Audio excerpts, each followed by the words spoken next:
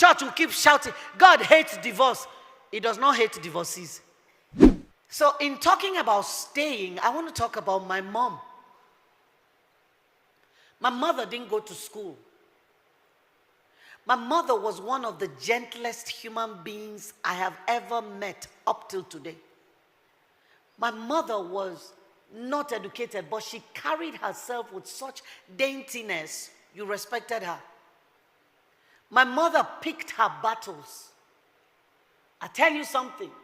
When I was younger, my dad was still trying to make it in life and become comfortable. We lived in a face me, I face you kind of house. You know what I mean.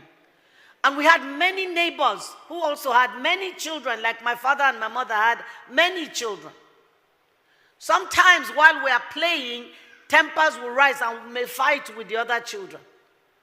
Or, well, generally we beat the other children. I think we were more rugged. So we beat them, then we will run home. We'll run into the house, and my mom usually, she's sitting on her chair by our door. We'll run in, and she'll just still be sitting there. And the mothers of those children would chase us down, enter our house. They won't even talk to my mother sitting there. Enter our house, go in there, and beat us up inside the house. And come out of the house and go, and my mom won't say anything. Not because she was a coward. She will wait for my dad to come home. And she'll say to him, I don't want to disrespect you by fighting. So go and tell that woman who came here to, or tell her husband that his wife came into my house to beat my children. It should not happen again. That's the kind of person my mother was. But she was also married to a man who didn't care. At least not at the beginning. He cared because he had nothing. And she was the one standing with him. She was the one going to farm with him to pay his school fees. She was the one that stayed when he was going to school, and the white people that came to my village carried him and sent him to school, sent him to England, that. She was the one there. And one day, many years down the line, he decided he needed another wife. So he takes off. He decided he needed another wife. Not that day. He had been cheating and cheating and cheating. Papa, share you are in heaven hearing me, no vex, but I have to tell them. He was cheating and cheating all over the place. Then one day he decided to marry one of the women and bring them home. And things shifted in our house. Before he married her, he brought her to the house. And my mom, for the first time I saw a lioness. She stood up. This woman will not enter my house. You cannot bring this woman. My mother was very small. I'm taller than her. My dad was very tall. One day I asked her when I was young, I said, Mommy, why did you marry such a tall man? Look how short you are. She said, wait until you marry. And I married a very tall man too. And then when I was married, she said to me, why are you marrying a very tall man? All right, so she stood in front of him. And the woman he brought in was almost as tall as my dad. She was big and beautiful. And my dad, for the first time in my life and in my mother's life, lifted up his hand and slapped my mother. She was pregnant with my youngest brother. He hit her and her nose began to bleed. I was 10 years old. I will never forget that. I remember what my mother was wearing. I remember where she was standing in our house. I remember the look on my father's face when he realized he had slapped this woman. But his pride wouldn't let him back down. And he told my mother, for daring to defy me. Then, that child my mother was giving birth to was number 10. My mom had 11 children.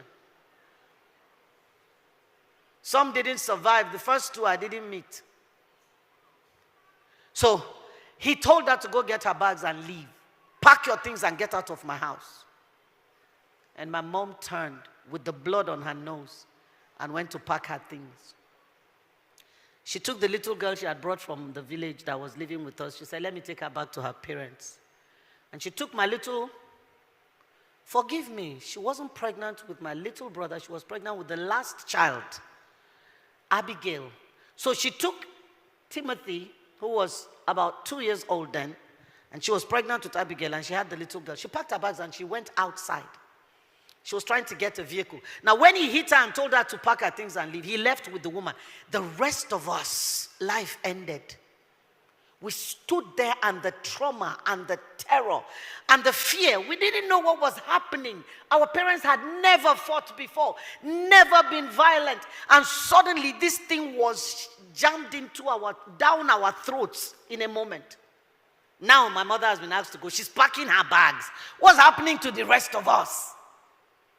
And my mom went downstairs and was looking for a vehicle. We were standing on the balcony upstairs crying, looking at my mom.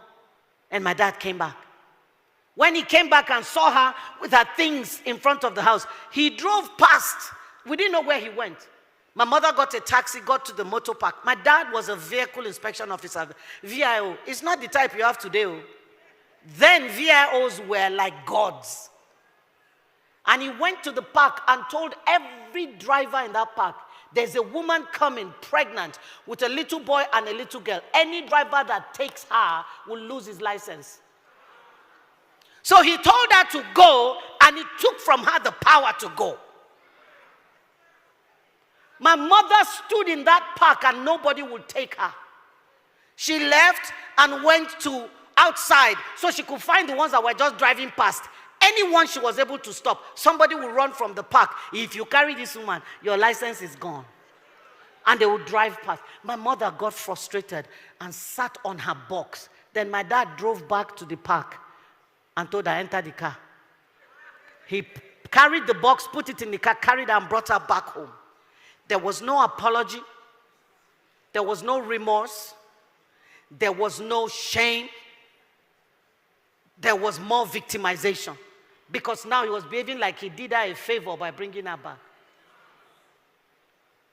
There's a place for staying when marriage becomes a death trap. There's a place for staying. Those places are few, and they are usually from a direct command from God. The example I have is Prophet Hosea. God said to him, go and marry a prostitute. When I saw Pastor Tolu's interview and I saw comments, I was just laughing.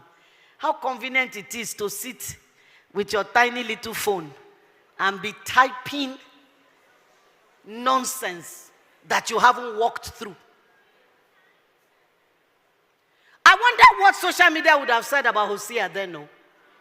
Hey, he cannot be a prophet of God. This one, he cannot be God speaking. Marry prostitute care.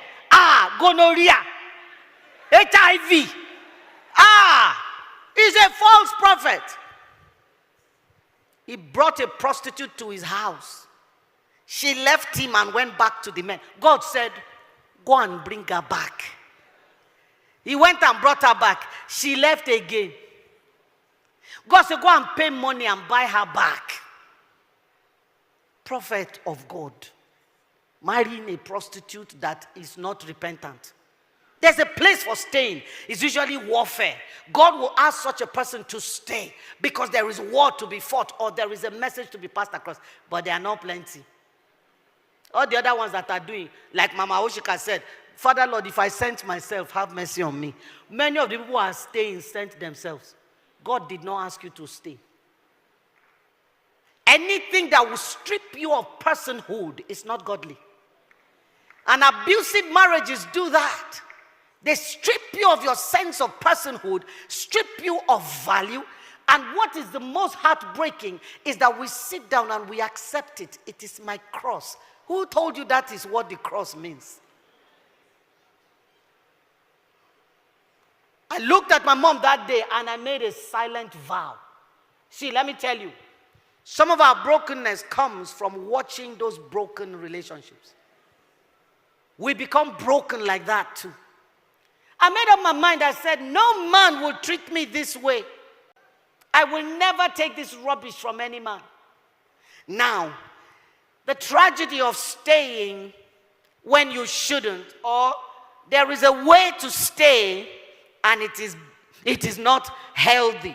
It is the staying without hope, staying without leverage, and staying without strategy.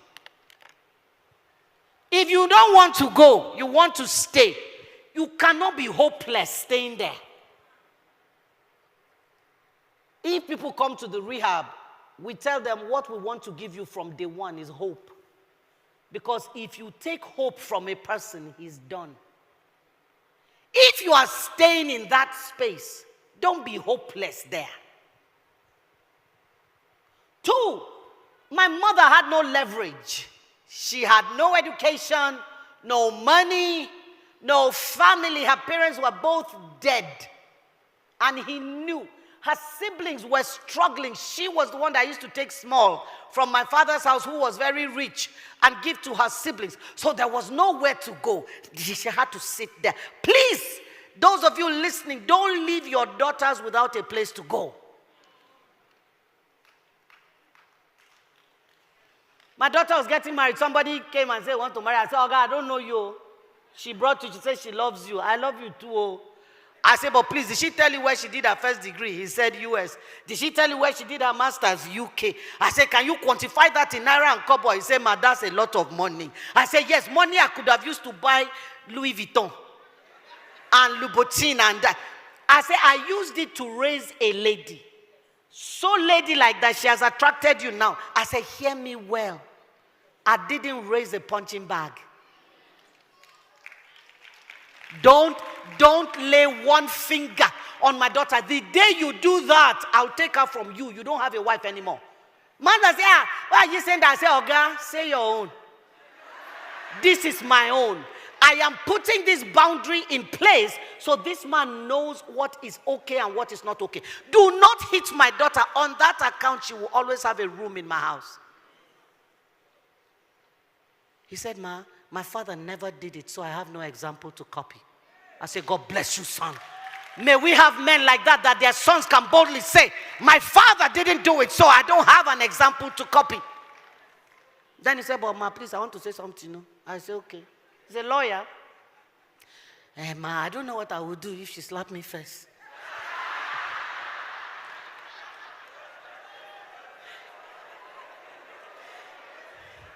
So I said to him, I didn't raise her like that. I said, just as it is not okay for you to hit her, it's doubly not okay for her to hit you.